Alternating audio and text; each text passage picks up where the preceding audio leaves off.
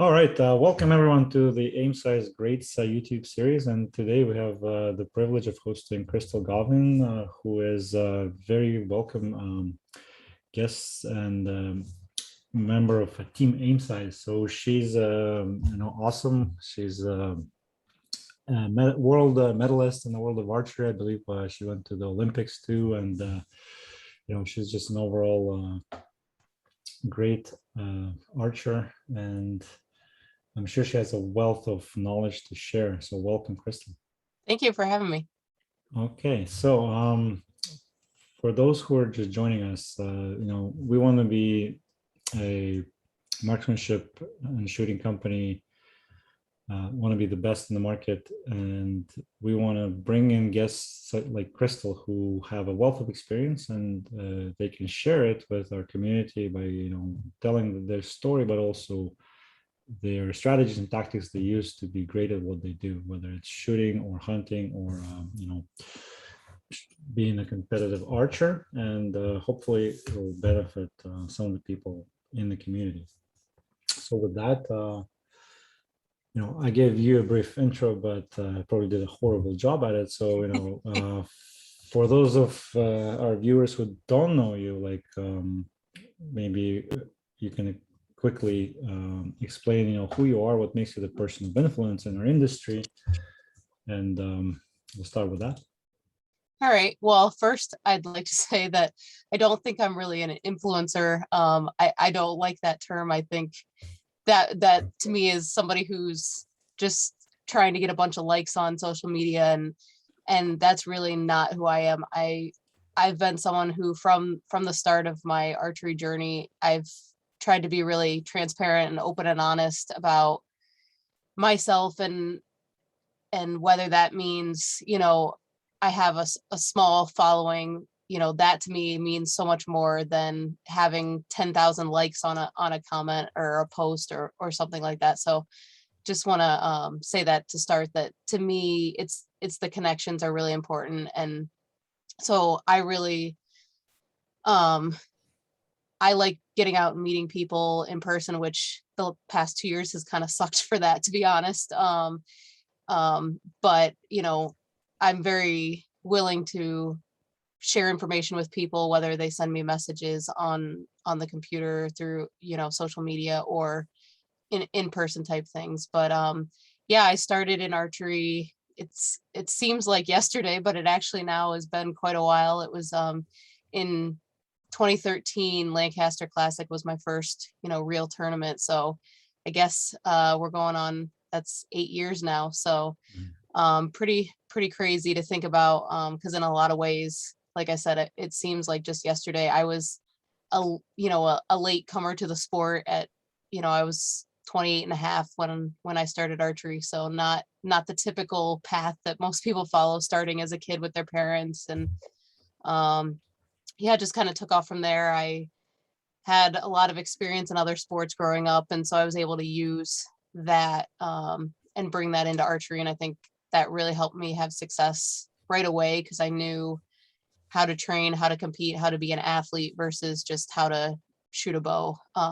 And I wasn't afraid to ask questions of other people, and that really made a difference for me. So yeah, did the compound thing, then did the recurve thing, then COVID ruined my Olympic dreams. And now I'm kind of taking a step back from my own shooting. I'm still shooting, but at a much different level, focusing on my career and focusing on coaching, because coaching really is what brings me a lot of joy. And I love that side of things and sharing my knowledge. And I just wasn't able to do that at the level that I wanted to when I was competing at the top level. So it's really great for me to be able to really focus on, building up my coaching and training plan services. Yeah, that's great. And I like how you mentioned that your experience with other sports, being athlete in college, I believe you were like a competitive swimmer too, helped you just apply the same mindset into a new sport and succeed in it in a very short period of time. I think 8 years is really nothing in the world of sports. People like in Formula One drivers start racing cars at 3 years old, right? Yeah. So yeah, that's really great. And another thing that I like is how you now feel more fulfilled teaching other people and coaching them as opposed to just doing it for yourself. Actually, by the way, we had Mr. Al Wills a couple of weeks ago on the show. He was the head coach for the Canada Olympic team, and I don't know if you have time, but you can maybe watch the episode. And I'm glad to make the connection if you're interested. So probably can share some war stories. But yeah, anyways, that is a great story of how you got started, late, quote unquote, and still were able to get to the top level. So I know you don't like the word influencer, but it just maybe gets a bad rap just from all the Instagram posers out there. But really, I mean, you are influencing other people to make decisions that will change their lives and help them. So with that, like, how do you feel like that what you're doing is helping others to become better? I think just my experience, by sharing that gives someone, whether it's somebody who's older in life, seeing that, okay, you don't have to be young to start in the sport, or whether it's someone who sees someone who, looks like them. Because I think the one really cool thing about archery is you look across the board and there's all walks of life, all body sizes, shapes, you name it. And so I think the more of us that can just be out there showing, our side of things and our experiences, give somebody something to relate to and can help them get better, because we all have different things that we struggle with, and we all have different things that we're naturally good at. And so for me, it's just giving people a different perspective than maybe they've heard in the past, because I think certain things, I may not fit the normal mold in terms of things that I did well or didn't do well. And so but from a training side of things, I think I bring, again, coming from other sports, but also having a coaching background even before archery.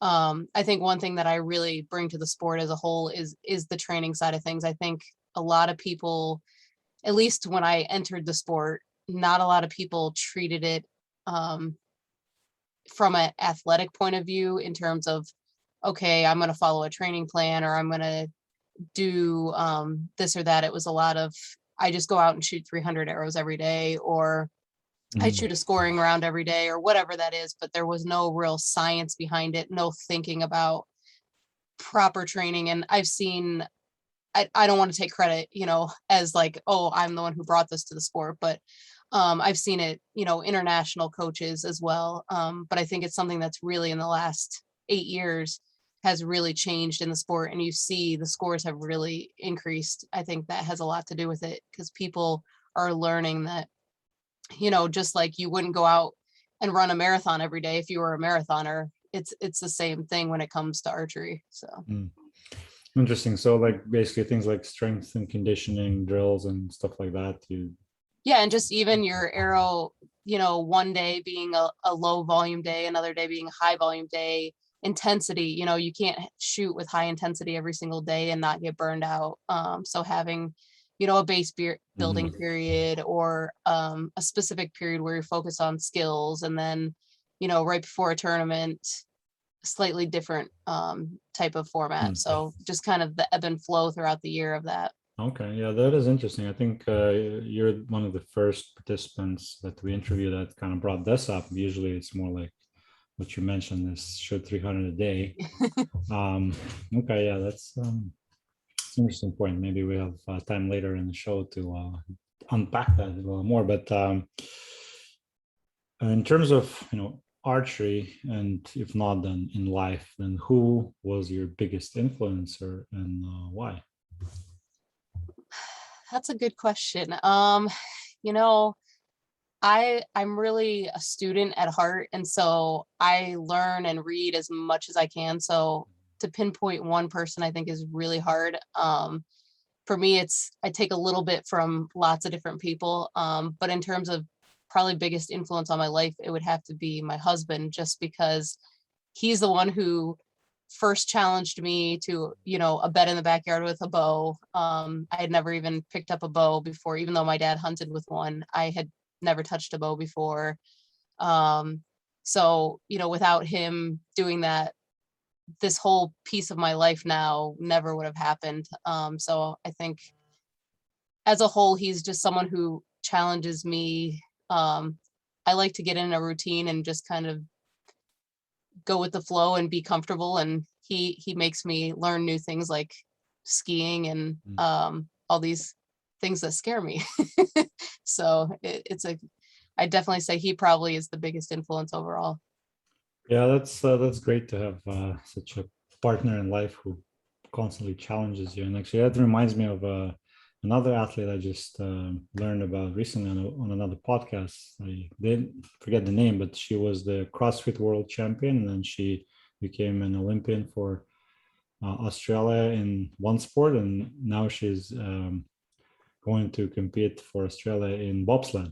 So it's like 3 different disciplines, and it was basically it was her boyfriend and husband who pushed her, and then became her coach too for CrossFit at least. So yeah, that's awesome. All right, so we're gonna switch gears and talk about more like hands-on things with tips and tactics and strategies that help you, in shooting arrows.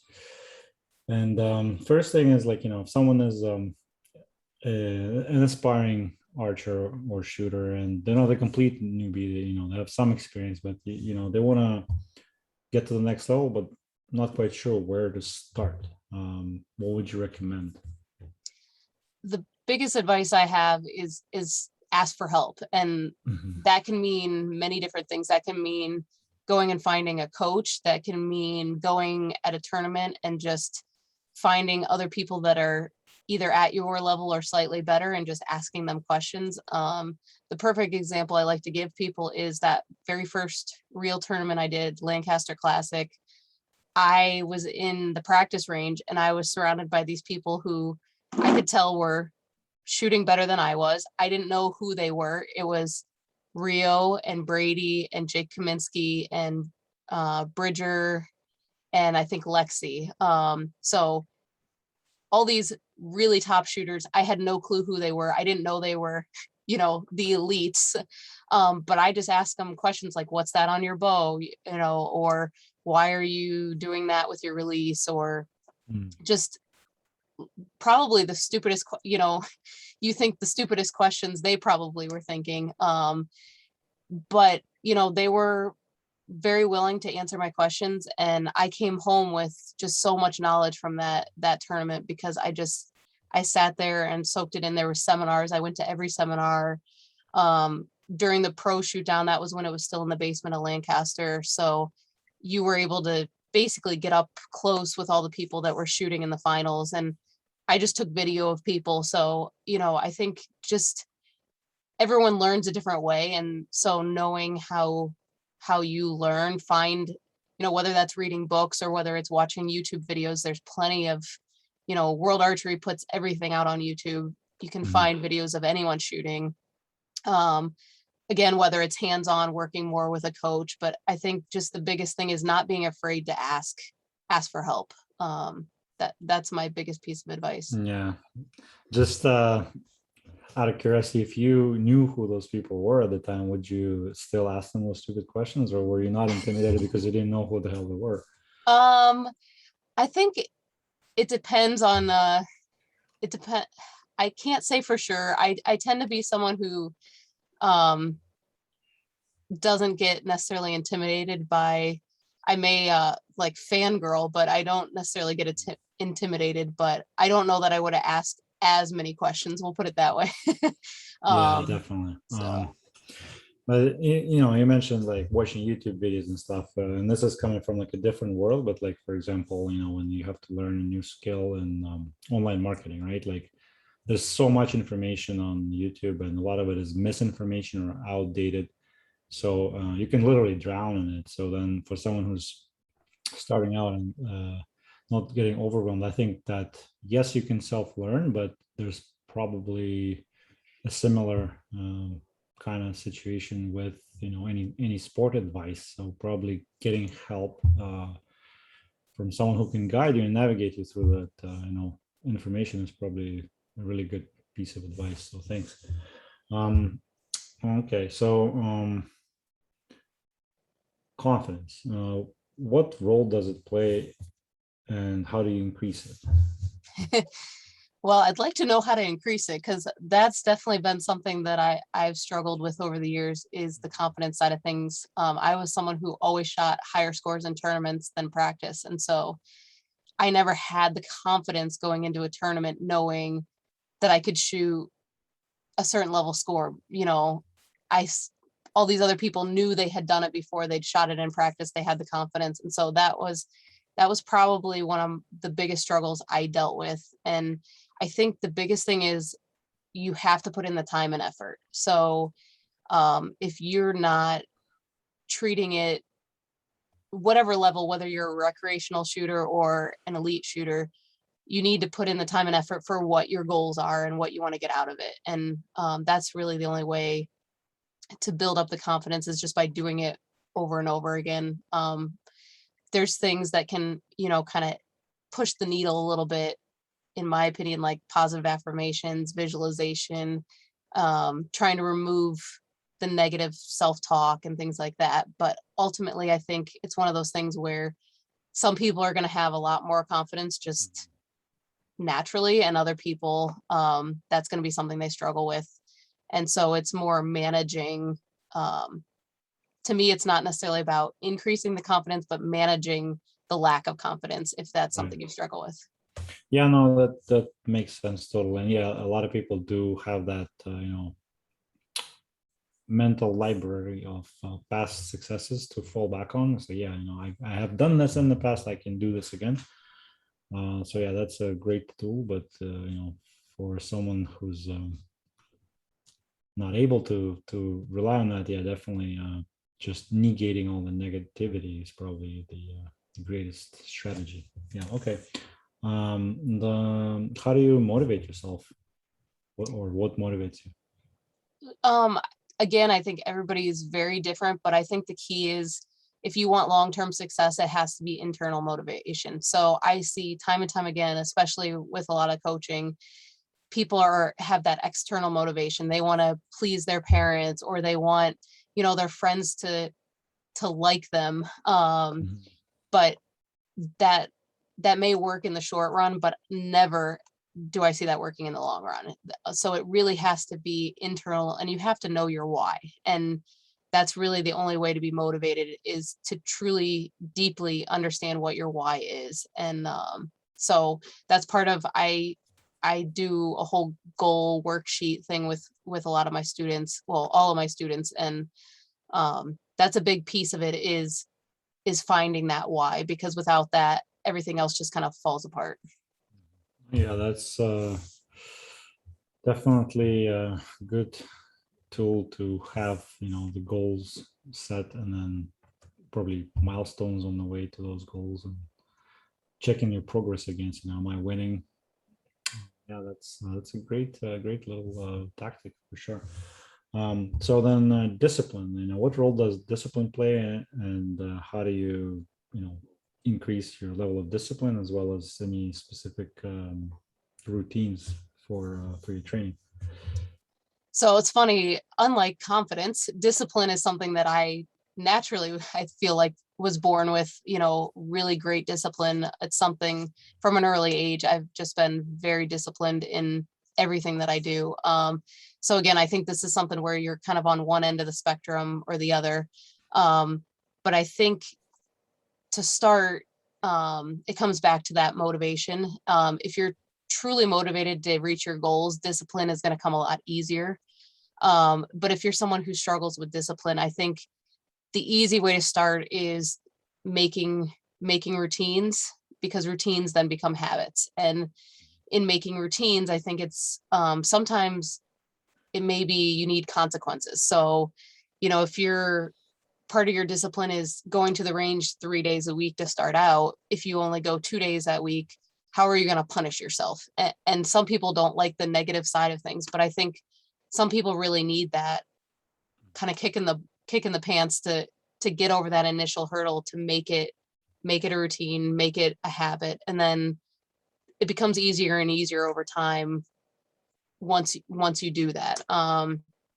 One thing that I've implemented for myself, and this started early in my life because I was the person in, middle school, high school that signed up for every activity, and I played every sport and tried to do way too many things and took AP classes. And so I had to learn very quickly to schedule out basically every minute of my day. I couldn't have down period. And I think I'm not suggesting that's the right way to go about things. Again, that can lead to burnout. But simple things like if I work at home and I need data from somebody and it takes, I send them an email, I'm waiting to hear back from them. It could be 5 minutes, it could be 20 minutes. I don't know how long that's going to be. Instead of just kind of sitting here waiting, twiddling my thumbs, I have everything to go outside my door to shoot. And so I can jump outside, even if it's 5 minutes and I shot 10 arrows, I got 10 arrows in, and maybe it was 20 minutes and I was able to get 50 arrows in. But just having that plan set up in place ahead of time, I think really makes a difference. If I had my archery gear kind of strung out all over the house and not easily to pick up, it would take me 5-10 minutes just to find everything. But I have everything lined up, ready to go, just like you hear. Again, using, like the working out analogy you always hear at the beginning of the year when people are setting New Year's resolutions, is like, put your shoes by the door or lay your clothes out the night before. It's the same principle, is have everything ready to go. Or similarly, if you're going to a range, think in advance, okay, what are the things I'm going to need? Am I going to be hungry? Do I need to pack food? Am I shooting outside? Could the weather change? What do I have? That way you're not wasting time. I think that really can add to your discipline if you're organized, leading into the plan.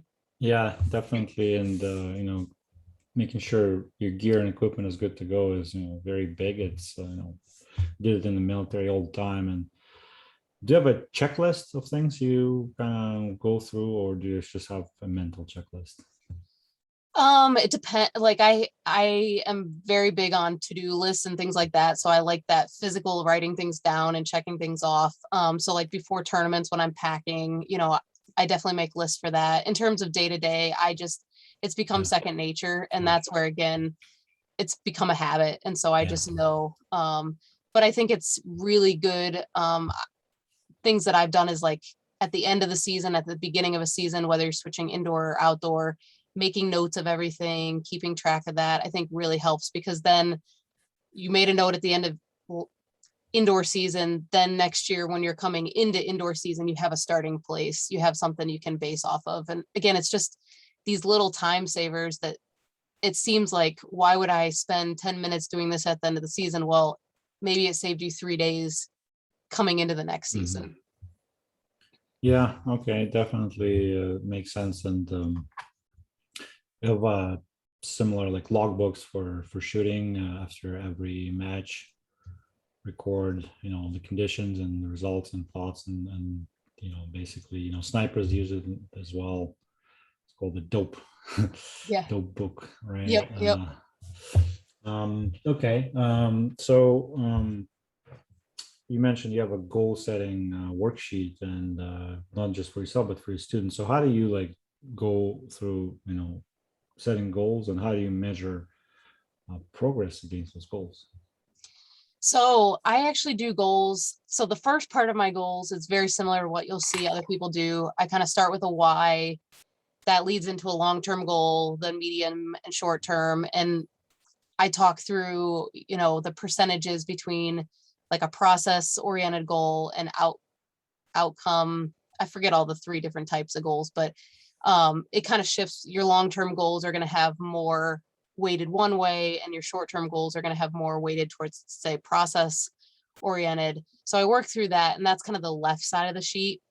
the way I have it set up, but something that I think I do very different than most people when it comes to goals is on the right side, I actually look at the sacrifices and what you have to give up to reach these goals. And I think this is a huge piece that's skipped. Again, I think pretty much 90% of people out there setting goals ignore this side of it. And it's crucial because you really have to see, everybody says, I want to be an Olympian, or I want to be the president of the United States or whatever, this huge goal is. But very few people actually, when they sit down and look at it, are willing or want to do the things they would have to do to actually reach that goal. And I think putting it on paper like that and seeing it side by side, it's almost like a pro and con list. Then you're able to really visualize, like, is it worth the sacrifice for this goal? And that's actually, for me,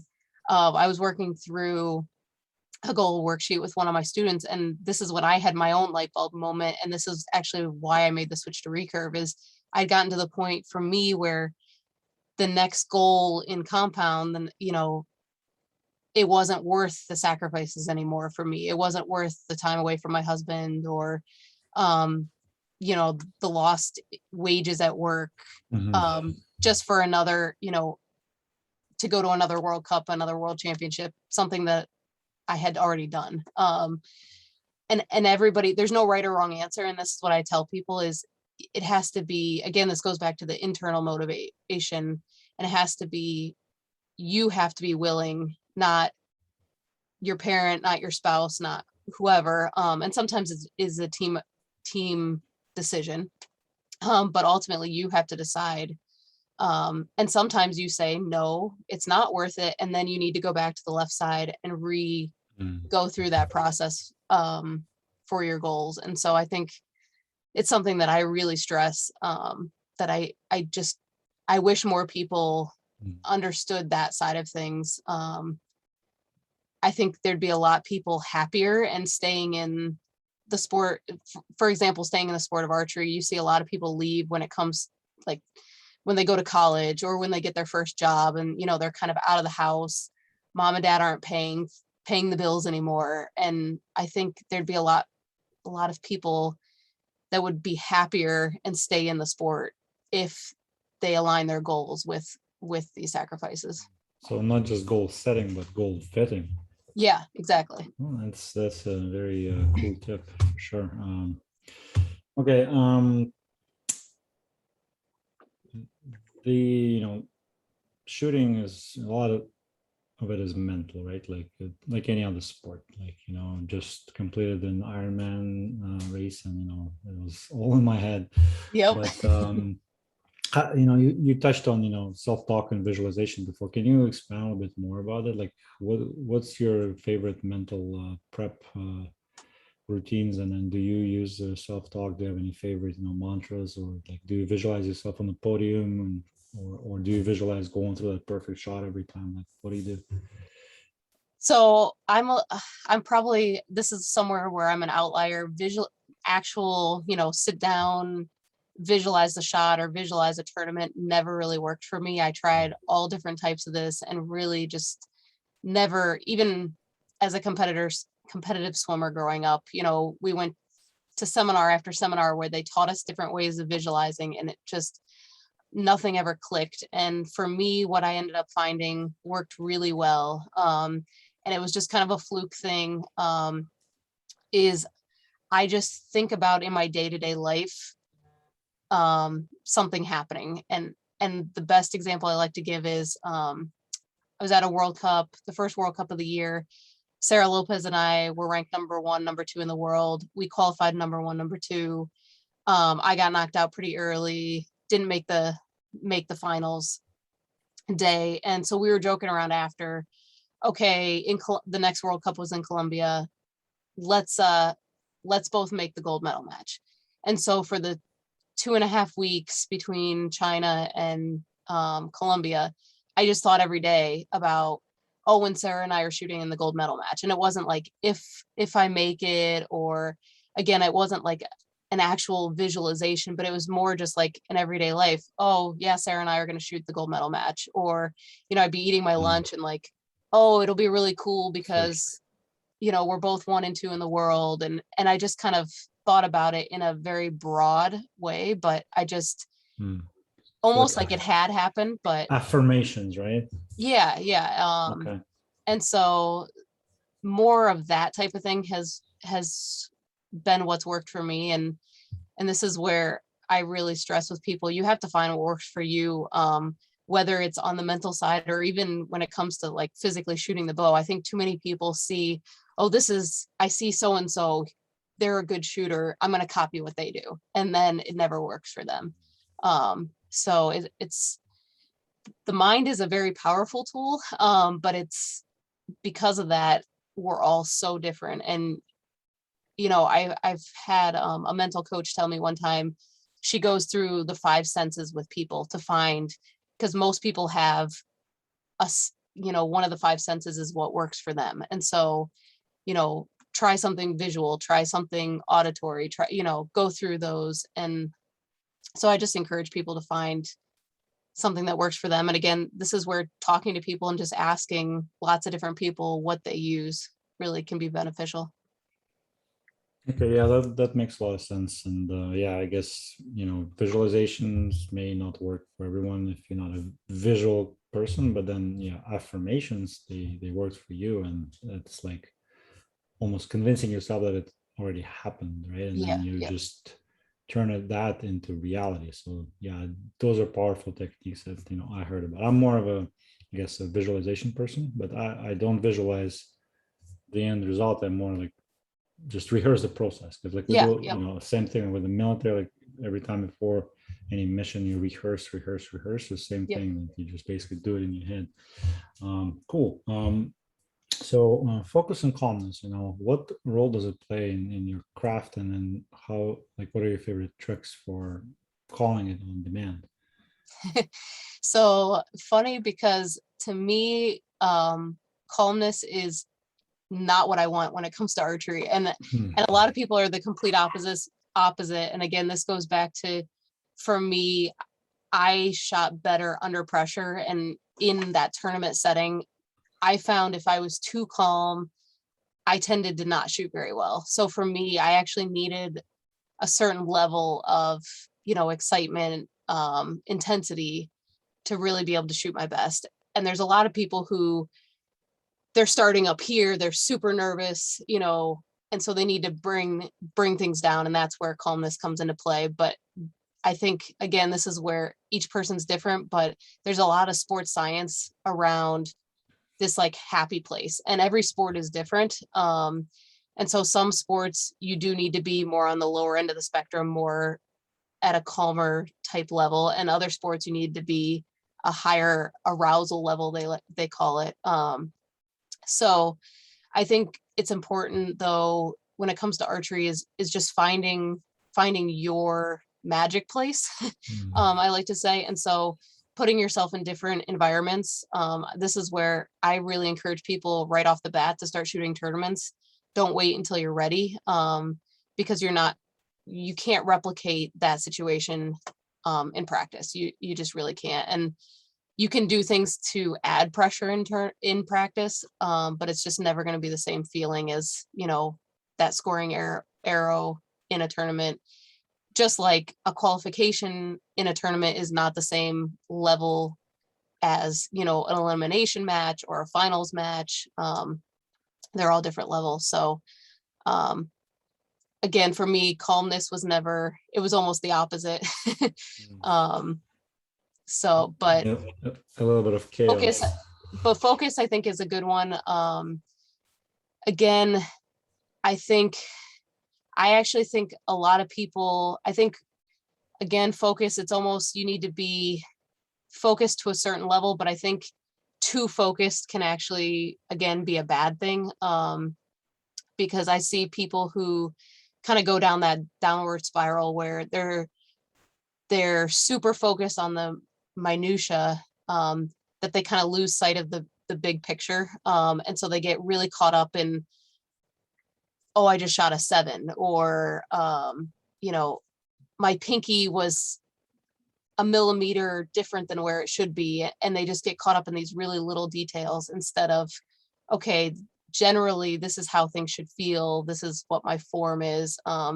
Perfect example I like to give is when I first switched to recurve, I was shooting NTS and, there's the 10 steps or whatever. And so I was trying to go through all these steps in my head every shot. And I would just leave practice sessions mentally exhausted. And I was just, my shot just was falling apart because it was too much going on at once. And so being able to focus on the big picture instead of the small details really made a difference. So like funnel vision, not tunnel vision. Yeah. In a way. Yeah, for sure. Yeah, it's a fine balance, of course, of being like super laser focused on something versus being completely distracted. I think I meant focus more in terms of like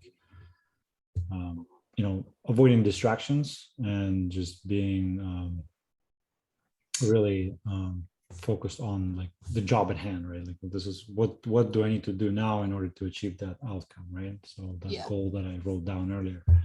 And some people, I see people who they need to be focused through the whole tournament, from the start of the tournament to the end of the tournament. And then there's people like myself where I would come to the shooting line and be super focused for the 2 minutes or 4 minutes. But then as soon as I stepped off the shooting line, it was back to, okay, all the distractions are welcome and actually a positive thing. So that's something too. Yeah, no, that's awesome. Yeah, that you're able to turn it on and off like that. Okay. Last technical question. Consistency. That's a big thing in the sport of shooting. What's your best advice for consistency? Just do the same thing every time. No, I think when it comes to consistency, this is where knowing your body, and again, going back to kind of the idea of what works for somebody else isn't going to necessarily work for you. It's finding what's repeatable for you. So, I have some people where they may do something in their shot that's really funny, and it may not be on paper the best, the best, most biomechanical or whatever. But they're able to repeat it every single time versus doing, the quote unquote correct way would mean they do it right 95% of the time, but 5% of the time it's a mess. And so I always use like a spectrum. I tell people I would rather you do the thing that you can do 100% of the time the exact same way, whether it's right or wrong, versus the thing that's 100% right, 90% of the time.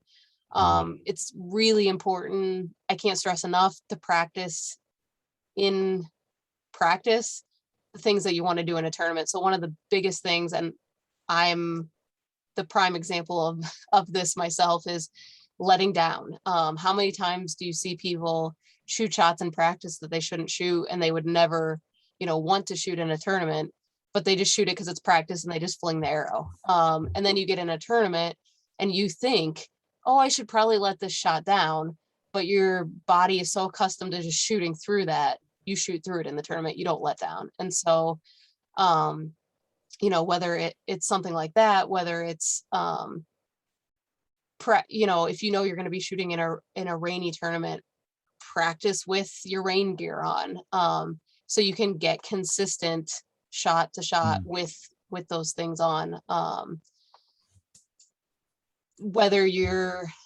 Another thing is, are you going to be going to a tournament that's super quiet, where no one's going to be talking, there's no music being played? Are you going to be at a tournament where it's going to be loud and a lot of cheering going on?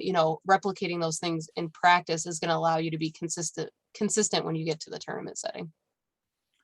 Yeah, no, I think that's a great advice. Like train like you fight, if possible, to a certain extent, simulating the environment you're going to be in. Like not everybody would be able to afford it, obviously, given the circumstances, but yeah, definitely, if you can, for sure. All right. What is one favorite quote, either related to the sport of archery or in general, that you live by? I came up with a quote actually when I was first coming in the sport, and I was looking for a way to kind of combine not just archery, but all the different sports I'd played and kind of put it together. And so I came up with a quote: quiet the mind, stay strong, let go. And I think it applies to life, it applies to archery, Mhm. and it's just a fun little quote that I put together. No, that is beautiful. Thank you. And last question of the day is if people watching and listening forget everything you just said, what is the one thing, the silver bullet or the golden arrow that you want them to retain from this conversation? I'd say to be a champion, it's about consistency, not about perfection. Thank you. Very beautifully put. Thank you very much, Crystal. So if people aren't familiar with you, how can they find you and get in touch with you and follow more what you're doing? Yeah, so I'm on most social media, CJG_X10. My email, CJG.X10 @gmail.com. I have a website that's just my name, crystalgauvin.com. I haven't done a great job, but in the past I had a lot of blog posts and things about my training and tournaments. And so you can kind of look back. I do have some like how-tos and articles I've written for various magazines and websites and things. Some of that's on there. So yeah, again, I'm pretty open and willing to speak to people. So you can find me however. All right, awesome. So yeah, if y'all want to learn from a champion and world level elite shooter, go ahead and give Crystal a follow on any of those mediums, and we'll see you on the next episode. Thank you. Thank you.